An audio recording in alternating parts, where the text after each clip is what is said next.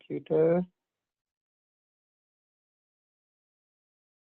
Okay, it should have said that this meeting is recorded, but okay.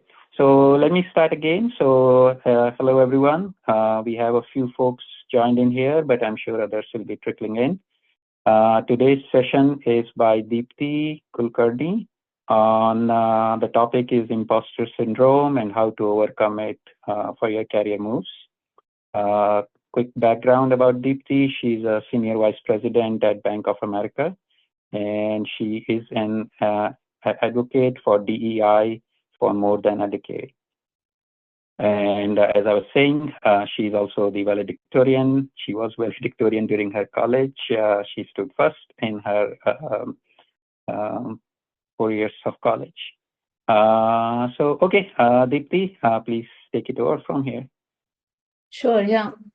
So definitely, guys, I want this session to be kind of interactive because I know that you all are very much interested in your career and you might be thinking about what are your career choices. And so many times what happens is there is imposter syndrome that we have and we don't know about it. So let me quickly bring up my slides so that it becomes easy to go through that. Let me know if you're able to see them. I'll put them in the slideshow mode. Yeah, we are able. Yeah, we are able to. Okay.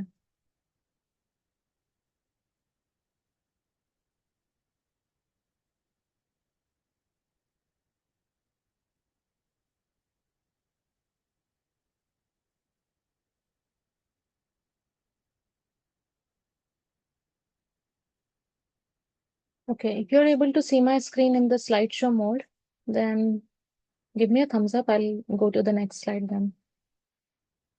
Yeah, we are. Okay, great. Okay. So, imposter syndrome, is it holding you back? It can hold you back in your career, it can hold you back in any of your professions, and so on. So, this topic is very, very important because many times we don't even realize that there is some syndrome like that. I also didn't know about it. And so many of you might be also not aware of that. So, it's very, very important to bring an awareness about this topic. And so I thought that this topic is very, very useful. And plus, during the mentoring sessions, many of my mentees also tell me that, hey, I have this imposter syndrome. Can you help me with this? So let me go to the next slide and let me tell you what am I going to cover today. And we can take the questions towards the end. And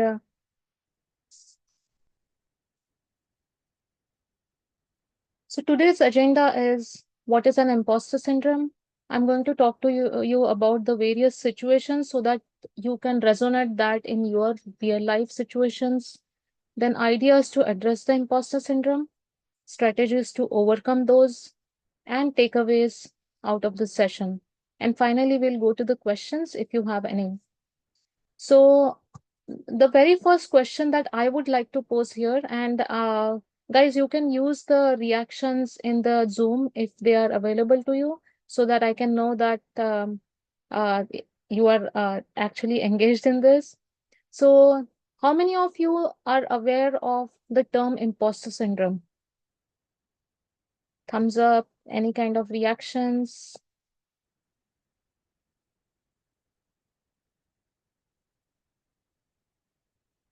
Okay.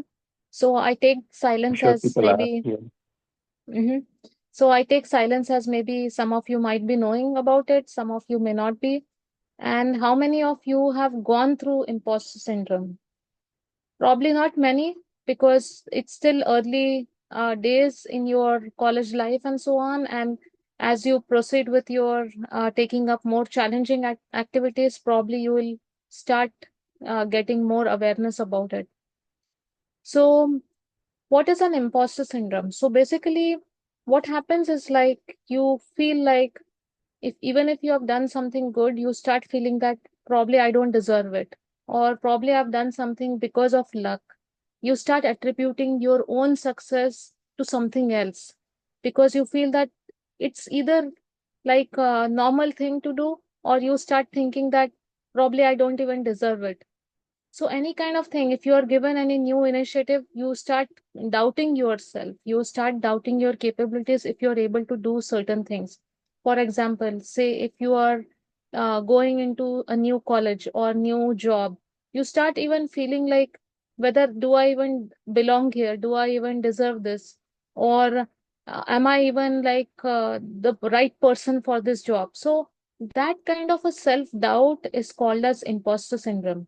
And it can happen in any age, it can happen in any gender, it can happen with any kind of person. And it doesn't matter like whether imposter syndrome is because you are a perfectionist or imperfectionist. In fact, perfectionists actually have a lot of imposter syndrome within them. So, going to the next slide, I'll talk about certain situations, and this way you will be able to correlate variety of situations. Like if you are going through certain things, you will be able to recognize if you are part of imposter syndrome or not. So, one of my mentees few years back, she was a female mentee.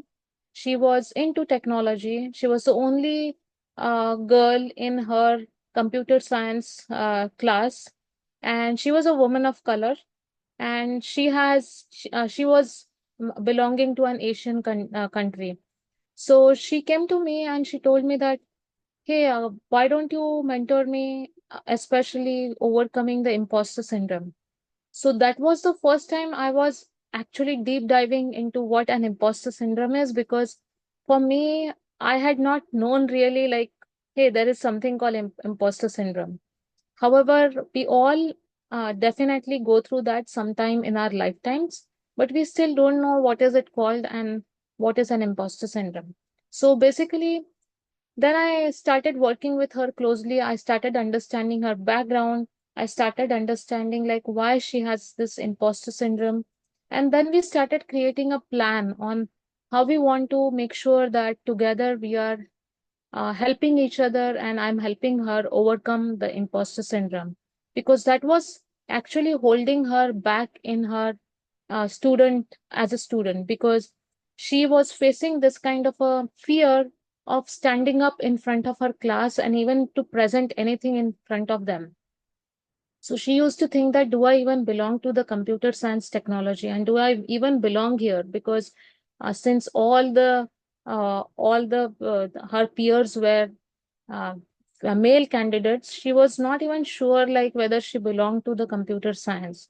So that was a tough situation, but we created a plan.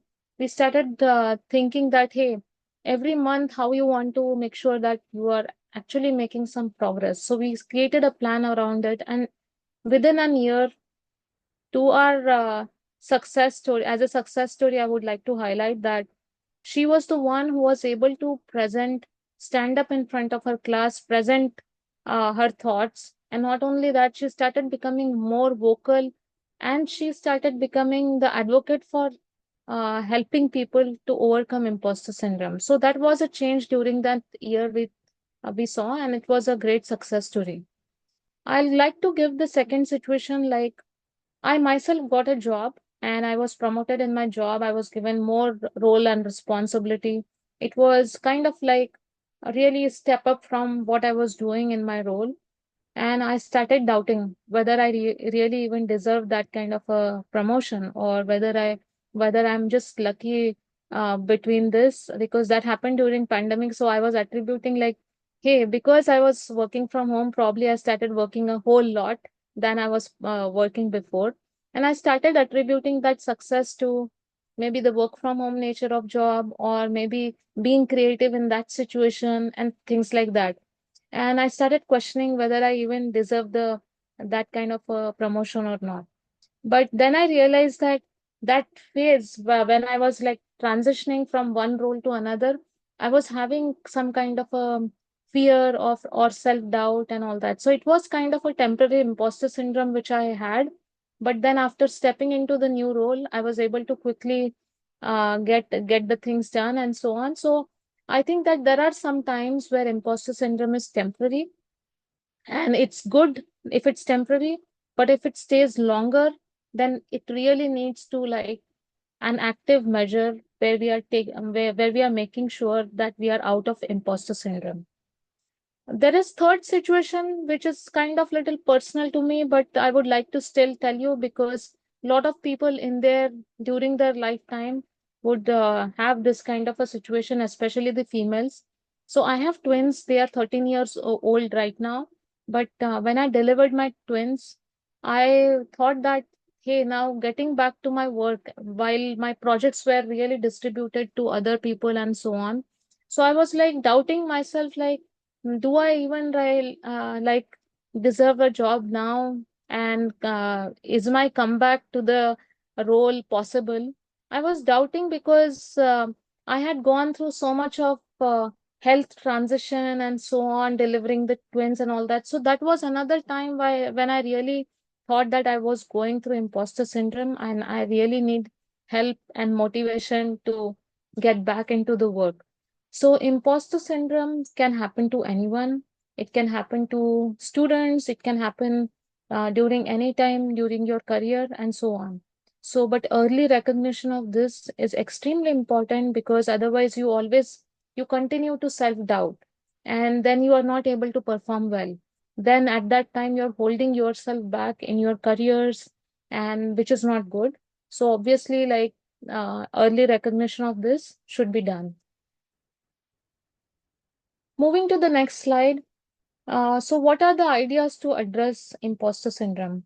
So, firstly, as I mentioned, recognizing imposter syndrome is very, very important. Then we should know what are the variety of strategies, how to overcome them. The strategies can include the strategies which we have to take an action on, or the organizational strategies, or your college can take, universities can take, and so on, and then measuring anything which is reflecting your progress. So let's go to recognizing imposter syndrome. So as I started this conversation with you, I told you variety of things where you might be really looking at imposter syndrome and you feel that okay, you have difficulty accepting any praise. You feel that any kind of small problems or anything you start attributing to like yourself. You think that you are a problem and you get very frustrated because small little things are not correct.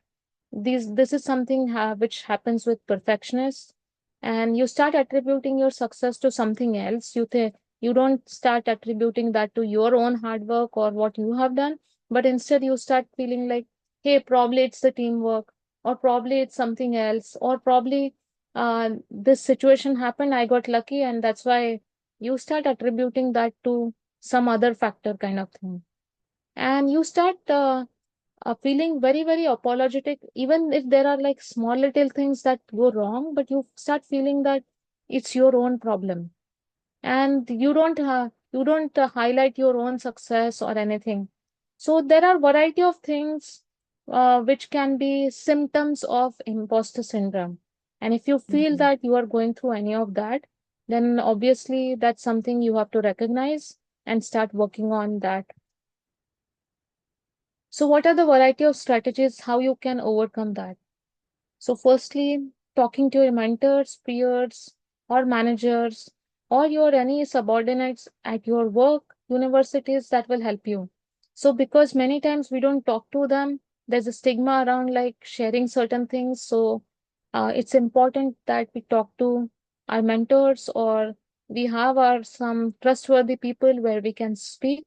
So that makes a little bit like you can get some ideas on what needs to be done as next step. So practicing acceptance and praise. So you have to start accepting the praise if it comes on your way. You don't need to attribute everything to like maybe luck or some other factor for the success. So I think that is very, very important.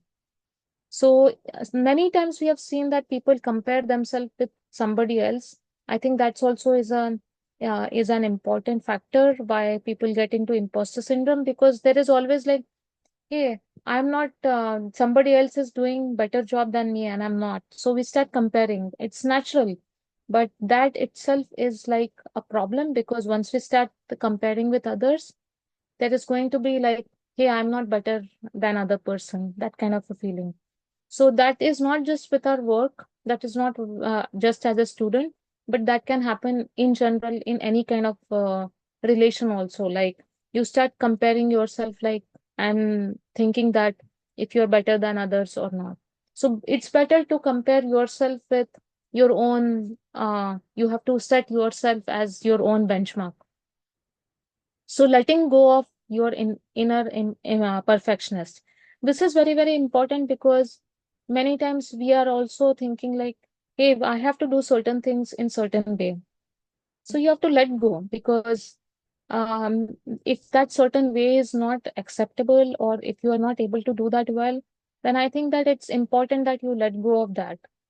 So letting go of your inner perfectionist is going to help you. Being kind to yourself, so being kind to yourself is also part of like the point that I mentioned. So that way you're going to give you yourself various opportunities to grow and asking for help. Asking for help is extremely important because many times that is something that's going to tell you that what are your drawbacks, what is the feedback. Many times you have to accept the constructive feedback and it's going to help you. Then I also believe in like mindfulness and affirmations. So if you go with the positive affirmations, it's going to help you treat the imposter syndrome because you are going to attract good things around you. You're going to develop positivity around yourself, and that's going to help you. Practicing mindfulness. These days, there are a lot of mental health issues that people experience, and that's because of the stress, that's because of the competitive environment, and so on. So I think that letting go of certain things, accepting praise, practicing mindfulness, it's going to help you. And small little things we have to start celebrating. And this I'm also practicing with my kids because small little things are going to add, and it gives you like motivation, and it gives you an inspiration to do something better. So I think celebrating small wins is certainly that's going to help you.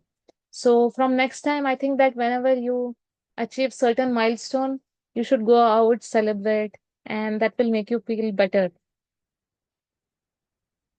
Okay, so one more thing I really want to talk to you about, and which I recently like, I was in one of the speaking event, and it was about embracing your own flaws. And I think that imposter syndrome is tied here because we don't accept our own flaws. So we have to start accepting ourselves as how we are. Even if we are flawed, everyone is flawed. So we have to start accepting it as it is. So there's a Japanese art. And this is really, really beautiful art. So it's called as kintsugi, and this art is about embracing the flaws. So the idea around this art is like if there's a broken pottery or if there is a broken glass, anything which breaks. So you are going to join and create new, better art, and you are seeing that usually gold is golden color and gold is used in this so that it becomes more effective. So it's telling you that let's embrace the flaws and accept how we are. So joining the broken objects and beautifying them, it shows the recovery, it shows resiliency, and that's nothing but embracing our own flaws. So this is something which is extremely important. So this analogy, you can always think about this, and then it will help you accept your own flaws and do something better out of that. So this is related to imposter syndrome and how to overcome this.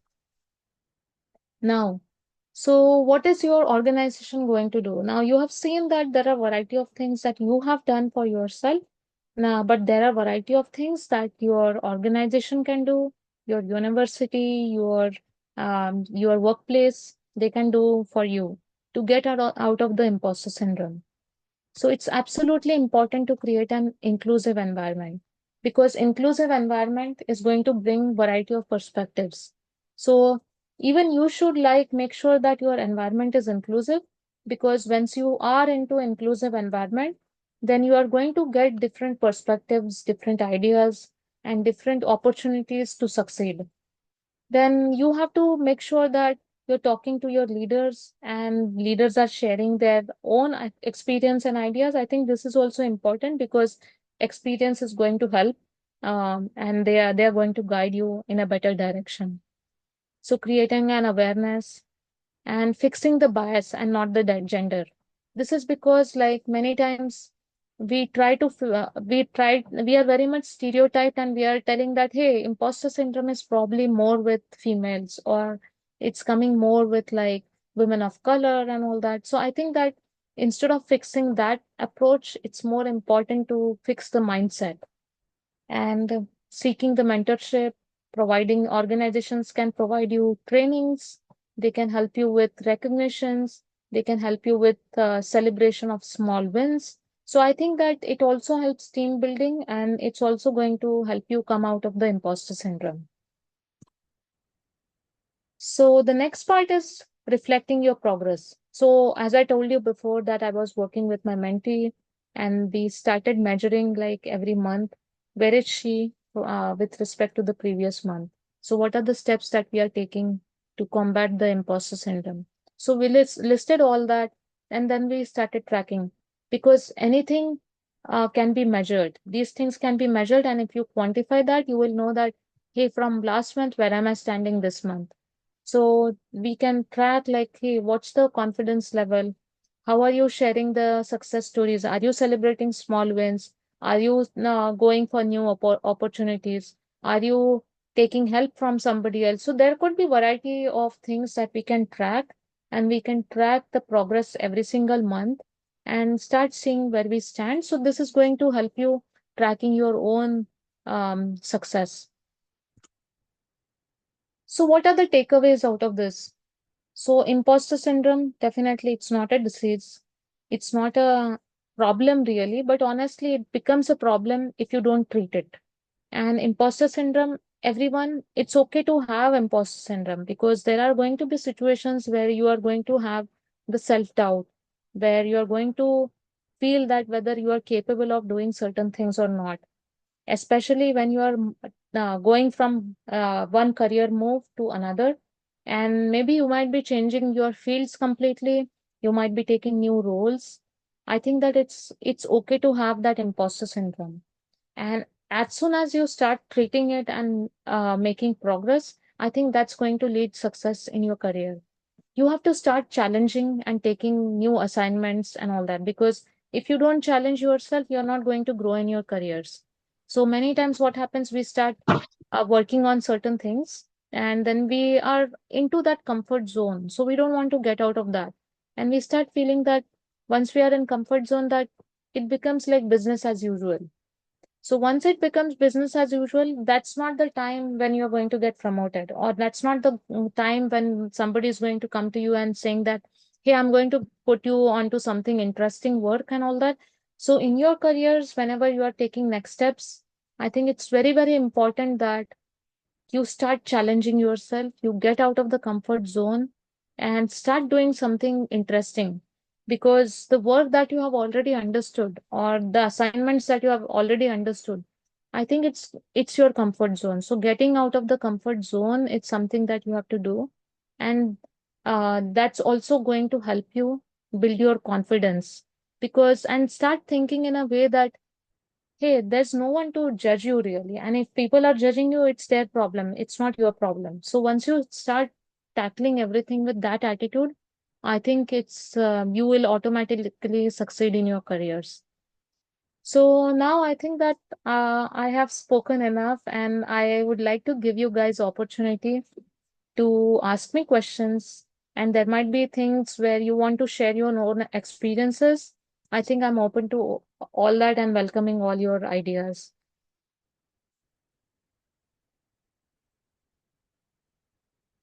So I'll stop my presentation, and I would like to hear from you guys.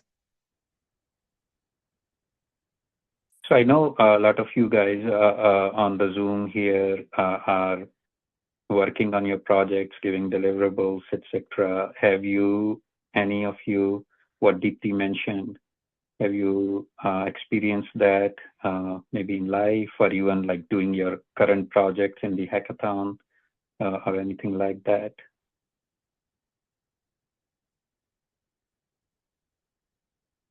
I think Leonardo mentioned, thanks Leonardo for the chat. He's saying he personally didn't know about this and it has enlightened him and his team. Yeah, I think sometimes even the team, Leonardo is the team leader here, I believe, and sometimes when you are put in that position, you may start double guessing.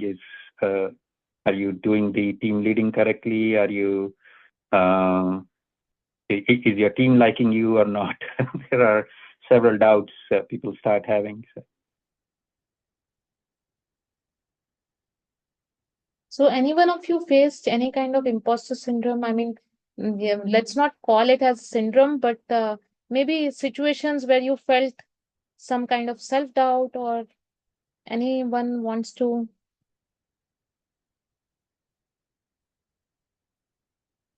Yeah, and I think on the chat, maybe you can go on the chat, Dipti. Yeah. Leonardo has, Mm-hmm. right? Yeah, yeah.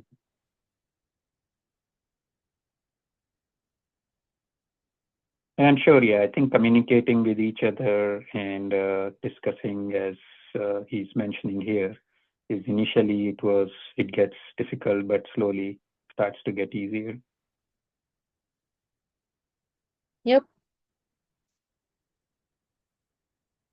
So any questions, anyone? Anything that you want to know more about this, or Any of the thoughts? KKWAG students, do you have any questions or anything?